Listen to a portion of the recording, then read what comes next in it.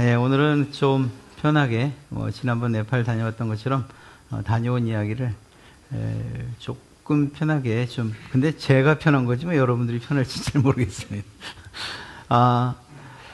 이번에 종교개혁지 방문은 계획한 지가 한 5, 6년 됐어요. 그래서 친구 목사 처음에 4명이 계획을 했는데, 그러면서 조금씩 돈도 모으고 또 계획도 짜고, 근데 이제 2분이 상황상 못 가게 돼서 2명이 가게 됐습니다. 그래도 비행기 티켓을 미리 끊은지라 안 갈 수는 없었고, 안 갈 생각도 사실은 없었고요. 가려고 했었으니까. 근데 스위스, 유럽의 물가가 정말 비싸다 이런 생각이 들고 또 그런 이야기를 들어서, 예를 들면 콜라 한 잔이, 실제로 그러더라고요. 콜라 한 잔이 7,000원에서 한 8,000원. 그렇게 놀라실 건 아니에요. 왜냐하면 그쪽은 그만큼 소득이 있으니까 우리가 2,000원에 사 먹는 거, 1,000원에 사 먹는 거, 그랑 같은 거예요. 그런데 이제 여행을 가는 사람들은, 이야, 무슨 콜라 한 잔이 이렇게 비싸냐? 7,000원이 말이 되냐? 이렇게 생각하지만, 어찌됐거나 그렇게 물가가 높은 걸 알아서, 야, 이거 우리 돈 없는 목사들, 그 친구가, 같이 간 친구가 좀 큰 교회면은 좀 빌붙어서라도, 야, 좀 네가 밥 좀 사고, 저보다 못하거든요. 그래서, 다른 의미는 아니에요. 그냥, 그 교회 규모나 아니면 어떤 재정적으로, 개인적으로도. 그래서, 하여튼 어찌됐거나 그러다 보니까 좀 아끼자. 그래서, 야, 아침하고 저녁은 우리 어떻게 가져가면 안 될까? 그래서 그렇게 하기로 합니다. 그래서, 비비고에서 나온 삼계탕, 육개장, 이런 거 있잖아요. 그래서, 또 라면도 싸고. 그러다 보니까 짐이 꽤 커지더라고요. 큰 짐 하나, 중간에 캐리어, 그리고 가방, 이렇게 각자 3개씩. 렌트를 하기로 했습니다. 렌트 비용이 만만치는 않죠. 그리고, 워낙에 렌트를 가지고 장난을 치는 일들이 많다 그래서 풀옵션을 넣어서 슈퍼커버로 해서, 그러니까 렌트 비용이 많이 나올 수밖에 없었어요. 그런데 한국에서 예약을 했는데 한 80만 원밖에 안 나오네. 야, 이게 웬일이야? 그러고 갔더니 그게 아니고 현재 가서 이제 계산을 하다 보니까 1명 추가, 또 이것도 옵션, 이것도 옵션, 이래서 한 150 정도 나오더라고요. 그리고 기름값은 생각했던 것보다 좀 덜 나왔어요. 그래서 총 토탈 한 200 정도 생각을 했는데 그 정도 나왔더라고요. 몇 킬로를 돌았냐? 5개국을 돌면서 3,700km 정도를 이제 서로 운전하면서 이렇게 다녔습니다. 어딜 다녔냐? 이런 데를 다녔어요. 예. 독일 프랑크푸르트 공항으로 가서 렌트해서 다시 거기 반납하는 걸로 했어요. 프랑크푸르트, 그 다음에 보름스 아래쪽에 보름스, 하이델베르그, 여기는 독일이고요. 그 다음에 스트라스부르에 잠깐 들려서 프랑스에 들렸다가, 그 다음에 스위스로 넘어가서 쥐리, 그 다음에 루체른, 제네바, 그리고 인스부르크도 역시 스위스죠. 인스부르크가 맞나요? 스위스? 제가 적어놓고도 잘 모르겠네. 오스트리아인가? 예, 하여튼. 그리고 그 다음에 찰즈부르크, 비엔나, 그리고 체코 프라하로 넘어갔다가 다시 독일로 와서 드레스덴, 라이프치, 바르트부르크, 저도 보고 합니다. 비텐베르크, 아이젠하우, 그리고 다시 이제 프랑크푸르트로 돌아왔어요. 이렇게 한 바퀴를 쭉 돌았는데, 이 여정을 보면은 그냥, 지도 제 걸로 좀 넘겨주시겠어요? 네. 이렇게 이제, 이게 한눈에 들어오지만 사실은 5개국을 거쳐서 이렇게 다니는 거거든요. 숙박은 어떻게 했냐? 매일 찾는 거예요. 이제. 에어비앤비에서 매일, 오늘은 어디서 자냐? 싼 데 좀 찾아봐, 싼 데. 궁금해 하시겠네. 그래서 총 경비가 얼마 들었냐? 개인당 한 280 정도 들었어요. 항공비가 정말 싸게 들어서 100만 원 정도에 됐기 때문에 1인당 280 정도. 그러니까 굉장히 싼 거죠. 고생은 했습니다. 왠지 꾀지지해진 것 같지 않나요? 3,700km를. 그러니까 일어나면 밥 먹고, 그 다음에 샤워하고 그다음에 차 타고선 계속 이동해서 어느 한 곳에서 오랫동안 이렇게 머무를 수는 없었어요. 여행의 목적이 아니었고 저희는 가고자 하는 그 종교 개혁지가 분명하게 있었기 때문에 저기 점 찍힌 곳은 대부분 다 몇몇은 지나는 길에 있는 관광지여서 들렸던 곳이지 대부분은 종교 개혁지, 특히 뭐 루터나 칼빈 그리고 치빙글리 또 생각지 않았던 얀 후스 등등 이런 종교 개혁지 중심으로 이제 가서 방문을 했던 겁니다. 그러니까 일어나면 차 타고 이동하고 내려서 시간 딱 정하고 몇 시까지 우리 여기서 떠나자 뭐 이런 식으로. 물론 그게 계획대로는 안 돼요. 뭐 시간이 길어지면 밤늦게 들어가기도 하고. 하여간 어쨌거나 이렇게 긴 여정을 잘 다녀왔습니다. 말씀드린 것처럼 저희가 처음 목적했던 것은 종교개혁지의 그러니까 종교개혁가, 특히 우리가 중요하게 여기는 루터와 칼빈의 종교개혁, 그들의 발자취를 좀 따라가 보자라는 것입니다. 루터의 일생을 쭉 살펴보면 이렇습니다. 앞에 쪽은 지역이고 뒤쪽은 그가 했던 일들인데 이 중에서 노란색은 저희가 다녀온 거예요. 그러니까 아이슬레벤 출생하고 사망한 곳이었고 마스벨트 어린 시절 에어프루트 대학과 수도서 생활을 했던 곳, 비텐베르크 종교개혁의 중심지였어요. 95기조 반박문을 탁 붙였던 종교개혁의 시발점이 됐던 그 비텐베르크 성당, 그리고 그곳에서 성경 번역도 하고 개혁운동도 하죠. 로마, 그리고 아우크스부르크, 그 다음에 라이프치, 보름스, 바르트부르트, 슈말, 칼덴. 뭐 여기 이 중에서 이제 한 반 정도는 다녀온 것 같네요. 보름스 같은 경우에는 저희가 잘 몰랐어요. 처음에 프랑크푸르트에서 하이델베르크까지 가자 이렇게 작정을 했기 때문에 지나는 길에 보름스가 있는데 너무 허투루 본 거예요. 너무. 처음이니까 그냥 여기 루터 동상이 있구나 착각 하고 그러고선 집으로 왔는데 나중에 이제 살펴보니까 안 본 게 너무 많은 거예요. 그래서 마지막 전날 다시 보름스는 재방문해서 곳곳을 이렇게 방문하면서 다시 한번 그분들의 발자취를 살펴봤습니다. 그러면 칼빈은 어떤 그의 삶 가운데 어떤 역사적인 장소들이 있냐? 뭐 저희가 간 곳은 제네바와 스트라스부르, 그리고 취리도 갔는데 취리에는 치빙글리가 활동했던 지역이거든요. 그래서 이렇게 이런 여러 지역들을 다녔습니다. 그 다음에 생각지 않았던 게 이제 이 프라하에서 얀 후스라고 하는 이분을 저희가 생각하게 된 거예요. 이분은 전혀 사실은 생각 안 했거든요. 그랬는데, 대단하구나. 이런 분들. 사실은 제가 이제, 저도 그렇고 그 친구도 그렇고, 그러면, 하여튼 우리가 좀 표현은 그렇습니다만, 우리가 이 갔다 온 거 뽕을 좀 빼야 되지 않겠냐. 그래서 우리 다음에 종교 개혁에 관한 교재를 가지고서 교회에서 어떤 시리즈를 좀 하면 좋겠다. 둘이 생각해서 준비 중에 있고요. 그 가운데 분명히 나올 사람입니다. 이 얀 후스라고 하는 사람, 루터의 종교개혁 이전 100년 전에 있었던 사람이에요. 그런데 저희도 몰랐어요. 깜짝 놀랐는데 이 얀 후스라고 하는 사람의 그 생각들과 종교개혁에 관한 생각들이 실은 루터의 생각과 동일했어요. 이 사람이 화형을 당합니다. 신앙을 지키고자 화형을 당하는데, 나는 성경의 가르침에 반하는 것을 철회할 수 없다. 나는 예수 그리스도의 복음을 전파한 것 외에는 아무런 잘못도 저지른 것이 없다. 나는 하나님의 진리를 위해서 기꺼이 죽겠다. 그 다음에 한 말이 뭐냐 하면, 오늘 너희는 거위 한 마리를 불태우지만, 이 거위가 후스예요, 후스. 그러니까 자기 이름하고 발음이 같은 거죠. 이래서 이 표현을 쓰면서 너희가 지금 나 하나를 죽이지만 100년 후에 영원히 태울 수 없는 백조. 실제로 루터의 등장에 이 예언을 많이 사용합니다. 이 루터에 관한 예언이 아니냐 이렇게 맞춰 이야기도 하는데 실제로 백조가 나타나죠. 루터가 나타나서 종교개혁의 그 시발점이 되기도 합니다.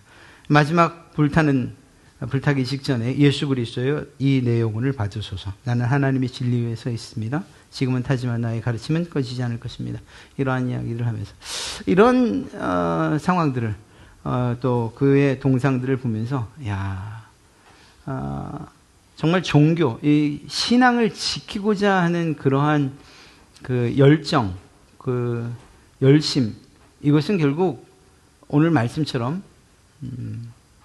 싸움과 투쟁 그리고 희생에 있구나 하는 것들을 눈으로 좀 보고 왔습니다. 오늘도 그 말씀을 하잖아요.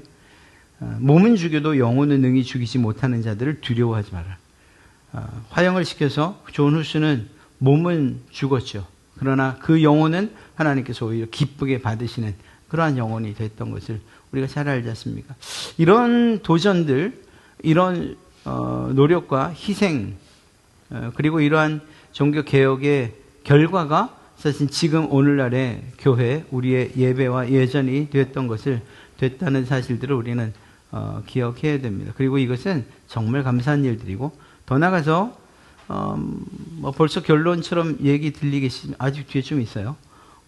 결론처럼 얘기되는 것 같긴 합니다만, 우리의 실생활 가운데서도 계속적인 바른 신앙에 대한 도전은 계속돼야 돼요. 이건 교회적인 차원, 지도자로서의 저뿐만 아니라 개인적인 여러분들 입장에서도 내 신앙이 또 내 믿음이 정말 하나님이 기뻐하실 만한 것인가 하는 이런 계속적인 질문들, 그리고 그런 도전들이 각자에게 있어야 된다는 거죠. 그래서 아니라 어느 순간 성경을 읽다가 또 말씀을 듣다, 이거 지금 내가 하고 있는 이 신앙의 생활이 옳지 않구나 생각되면 오늘 이 말씀을 생각하면서, 그리고 이러한 종교개혁자들 자신들의 그러한 삶을 아까워하지 않고 주를 위해서 헌신했던 이들의 생각들을 가지고서 우리의 삶을 바꿔가는 것.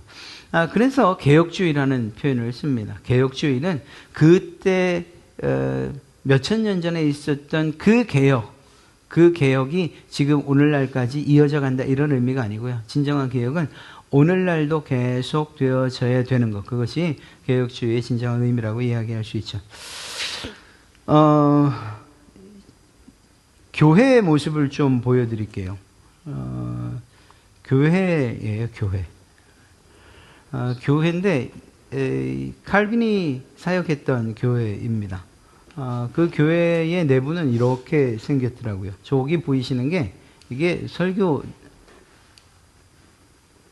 이게 설교단이에요, 설교단. 그래서 항상 설교단이 있습니다. 이건 개혁교회의 특징이 바로 이 부분이에요. 이 설교단이 있다는 것. 잠시 후에 보겠지만 로마 가톨릭 성당에서는 이 설교단을 볼 수가 없어요. 그런데 개혁교회 안에서는 항상 이 설교단이 있습니다. 제가 이거 잘 못하나 봐요. 그냥 보십시오. 저기 설교단 있죠. 그리고 저 앞쪽에 지금 이게 전면부고 후면부고, 그리고 이제 또 다른 모습들을 보면 이런 것들은 어떤 의미였는지 정확히는 알 수 없습니다만 아마도 12사도들에 대한 그러한 자리를 마련해 놓는 게 아닌가. 실제로 쳐보면 11개예요. 제가 이 글자들을 잘 읽을 줄 아는 사람이었으면 읽어서 이게 맞구나 이렇게 정확히 말씀드리겠지만, 이런 정확치 않은 부분들은 다음에 제가 여러분들과 함께 이야기를 나눌 땐 좀 더 정확하게 저도 살펴보고 그렇게 말씀드리겠습니다. 예배당 전면부입니다. 전면부. 뭔가 굉장히 정갈하고 깔끔하죠. 이게 개혁교회의 전통이에요. 그럼에도 불구하고 또 제 포인트 좀. 네. 이건 이제 전면부 앞부분에 성경책을 놓고, 그리고 그 앞쪽에 스테인글라스. 이 스테인글라스는 로마 카톨릭의 아주 중요한 요소 중에 하나입니다. 잠시 후에 이제 다시 한번 말씀드릴게요. 그렇게. 그 다음에 뒷부분은 이 파이프 오르간을 만들어 놨고요. 이게 이제 지금 보신 것들을 좀 잘 기억하시고, 제가 지금부터 보여드리는 것들을 한번 보시면 좋겠어요. 지금부터 보여드리는 거는 비엔나 성당과 또 슈테판 성당, 로마 카톨릭 교회의 내부예요. 벌써 넘어갔네? 이 화려함은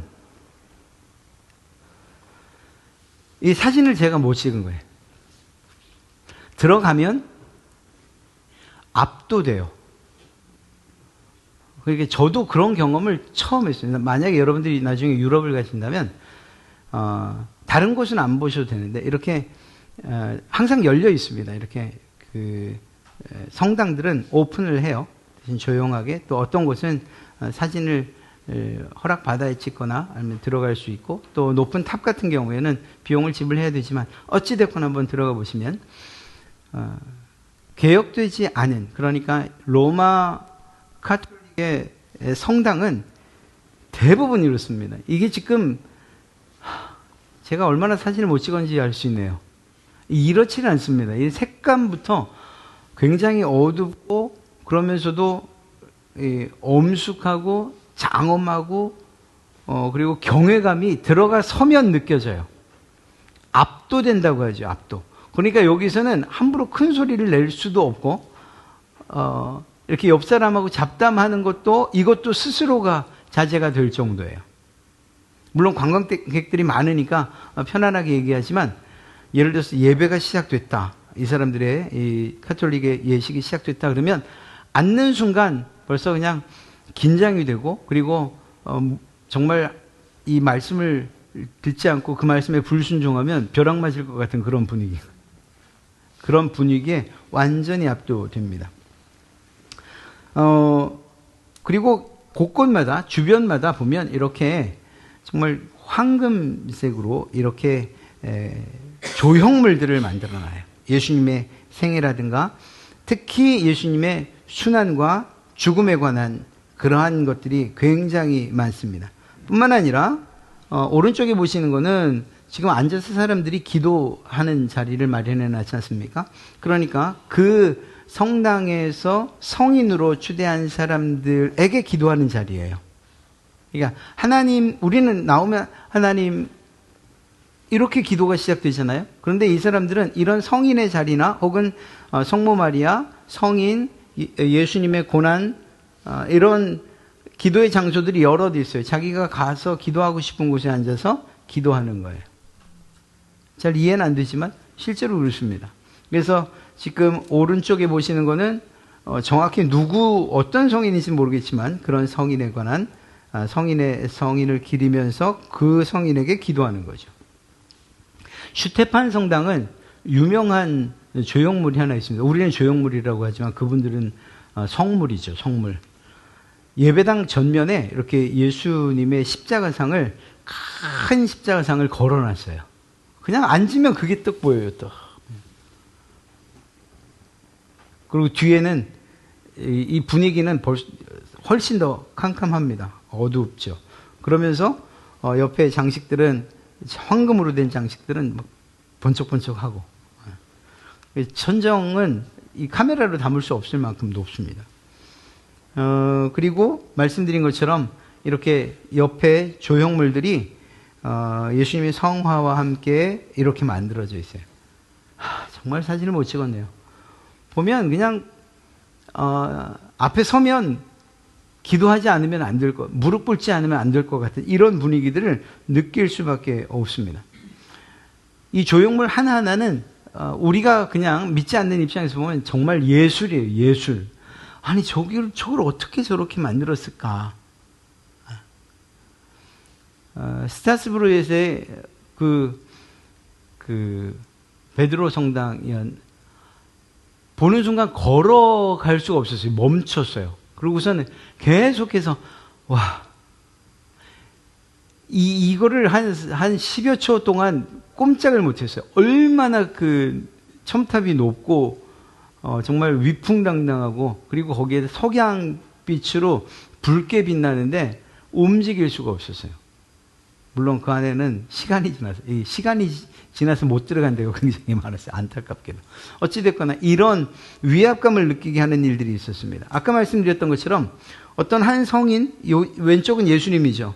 오른쪽은 누구인지 모를 성인입니다. 안고 있는 거 보면 예수님을 안고 있으니까 성모 마리아라고 그렇게 생각되는데, 이렇게 각각의 제단을 만들어 놓고 그곳에 가서 기도하는 거예요. 또 이 지금 왼쪽에 십자가를 든 사람, 그 사람은 어떤 성인인지 모르겠지만 그것도 성인이고, 오른쪽도 마찬가지입니다. 이렇게 각각의 제단들을 만들어 놓고 자기가 가서 기도하고 싶은 곳에 가서 기도하는 거죠. 우리 개혁교회 입장에서는 이해할 수 없는 일들이지만 이건 매우 보편적인 일들입니다. 또 한 가지는 이렇게 항상 불을 켜요. 이건 지금 천주교나 혹은 또 천주교 성지 가도 촛불을 다 켜놓죠.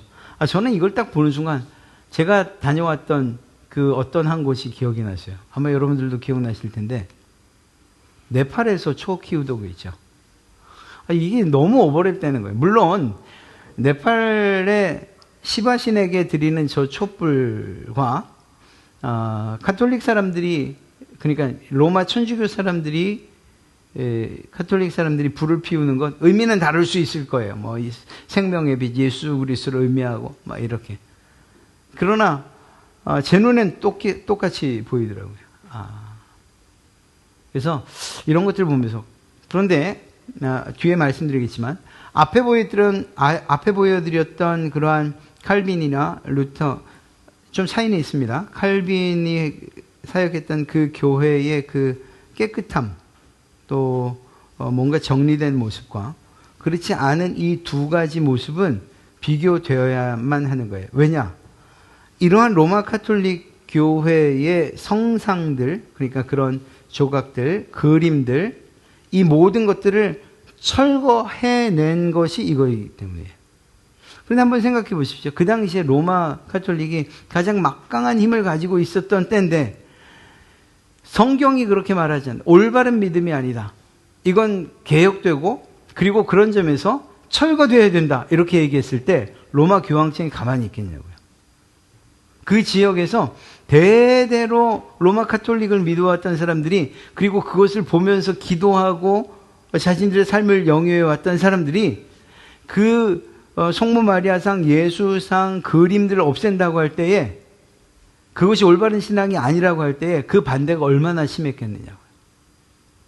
그런데 그들이 그러한 일들을 끝까지 해낼 수 있었던 이유가 무엇이었겠냐? 저는 오늘 말씀이라고 생각해요.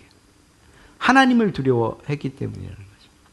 내가 이 일을 하다가 죽을 수 있다. 그러나 내 영혼은 하나님께서 받으신다라는 이러한 믿음을 가지고서 그러한 일들을 해냈지 않겠는가. 이제 제가 준비가 되고 어떤 이러한 새로운 교제를 가지고서 여러분들과 함께 이야기를 나눌 때 좀 더 자세하게 말씀드리도록 하겠습니다.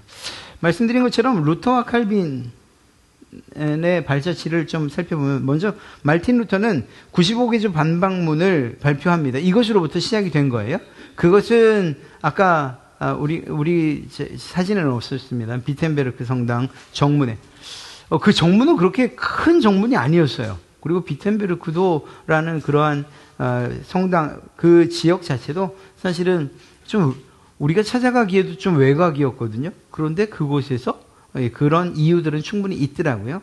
그곳에 95개의 로마 교황청을 향한, 카톨릭을 향한 반박문을 붙이면서부터 시작이 되죠. 가장 중요한 요인은 면죄부를 판매하는 것에 대한 비판으로부터 시작된 겁니다. 면죄부가 뭡니까? 헌금하면 그러면 천국 간다. 쉽게 말하면 그거잖아요. 그 얘기예요. 그러니까 그건 성경이 아니다 해서 반박문을 붙인 것으로부터 시작되면서 오직 성경, 또 오직 믿음, 그리고 만인 제사장설, 그리고 성례전을 개혁하는 이런 여러 가지 일들을 합니다. 그래서 보름스에 가면 그 조각, 그 부조물들이 굉장히 녹슨 철판 위에 이렇게 썼는데, 왜 한 번에 안 보여드리냐? 한 번에 보여드리면 너무 아쉽잖아요. 나중에 또 개봉 박도할 테니까 그때 또 보십시오.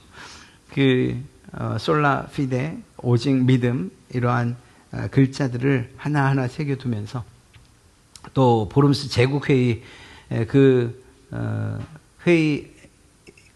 그러니까 황제 앞에서 당당하게 자신의 신앙을 밝히고 자신의 의견을 처리할 수 없다고 하는 그러한 장면들, 그리고 그가 섰던 그러한 자리들도 우리가 다 둘러보고 왔습니다. 이렇듯이 뭔가를 바꾼다는 것, 그것은 힘든 일이었고, 그것이 어떤 어려움을 낳느냐, 앞서 말씀드렸던 것처럼 교황청과 갈등, 그리고 교황청에서는 그를 파문하는 일들이 일어나죠. 파문당하면 끝 아니겠습니까? 사제들이 파문당합니다. 뿐만 아니라 신변의 위협도 당하고, 이것 때문에 피신 생활도 합니다. 신성 로마 제국과 거의 종교 전쟁이 일어나고, 개신교는 그만큼 박해를 당할 수밖에 없고, 사회적으로 고립되고 단절되고, 그러면서도 교회 개혁은 멈추지 않았던 것, 그것이 마르틴 루터의 삶이었습니다. 칼빈도 마찬가지고요.